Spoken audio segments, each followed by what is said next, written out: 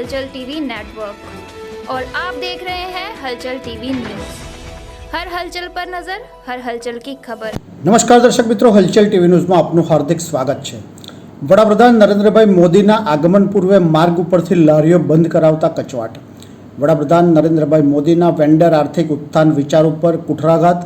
લોકસભા ચૂંટણીમાં જીતની હેટ્રિક મેળવવા માટે ભારતીય જનતા પાર્ટી દ્વારા ઝંઝાવાતી પ્રચાર શરૂ કરી દેવામાં આવ્યો છે, જેના ભાગરૂપે પ્રધાનમંત્રી નરેન્દ્રભાઈ મોદી આગામી 2 તારીખના રોજ વલ્લભ વિદ્યાનગર સ્થિત શાસ્ત્રી मैदाનમાં આણંદ અને ખેડા લોકસભાની બેઠકની સંયુક્ત જનસભા સંબોધવાના છે।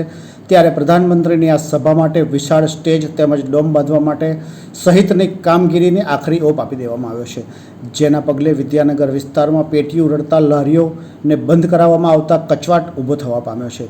એક તરફ મોદી વંડર્સના આર્થિક ઉત્થાન માટે વિવિધ લાભકારી યોજના અમલમાં મૂકે, બીજી બાજુ તેમના આગમન પૂર્વે તંત્ર તેમના વિચારધારા પર કુઠરાઘાત કરી રહ્યાની લાગણી વ્યક્ત કરવામાં આવી રહ્યાનું જાણવા મળ્યું છે। प्राप्त विगतो अनुसार आगामी बीजीना लोकसभा जंगना पगले आणंद तथा खेड़ा बैठक पर हेट्रिक विजय मेळववा वडाप्रधान नरेन्द्रभाई मोदीनी विद्यानगरना शास्त्री मैदान खाते विजय विश्वास सभाનું आयोजन करवामां આવ્યું છે, જેના પગલે વડાપ્રધાન નરેન્દ્રભાઈ મોદીના આગમનને લઈ વિદ્યાનગરમાંથી રઘુવીર ચોકડીથી લઈ ઇસ્કોન મંદિર સુધીના રોજ કમાઈ રોજ ખાવાવાળા લારી ગલ્લાવાળાને પણ હટાવી દેવામાં આવ્યા છે। તો એક સવાલ એ પણ થાય છે કે શું આ 4-5 દિવસની આવકની આ લારી ગલ્લાવાળાને તંત્ર દ્વારા કોઈ મદદ પહોંચાડવામાં આવી છે? બીજો સવાલ એ પણ થાય છે કે વિદ્યાનગરની ઓળખ શાશ્વત નગરીની છે।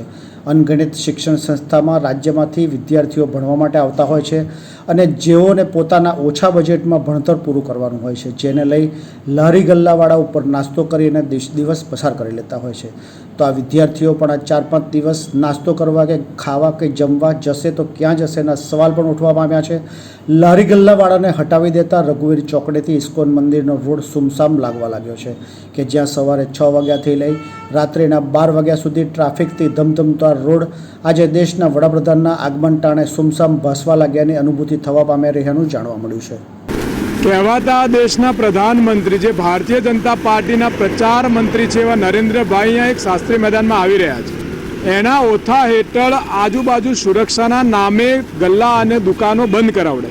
ઠીક છે, એક દિવસ કરાવે બીજી તારીખે સુરક્ષાના નામે, પણ 28-27 તારીખ એપ્રિલથી લગાવી અને છેક બીજી તારીખ સુધી બંધ કરાવે તો એક વીક સુધી આ જે લોકો દરરોજ કમાઈને ખાનારા લોકો શું કરશે? અને આનું તંત્ર ભાડું પણ લે છે આ લારીઓ ગલ્લાવાળો સાથે। અમારું સ્પષ્ટ કહેવું છે કે તંત્રએ આ તમામ વ્યવસ્થા જો આવી કરવાની જ હોય, સુરક્ષાની વાત જ હોય, તો પોલીસ શું કરશે?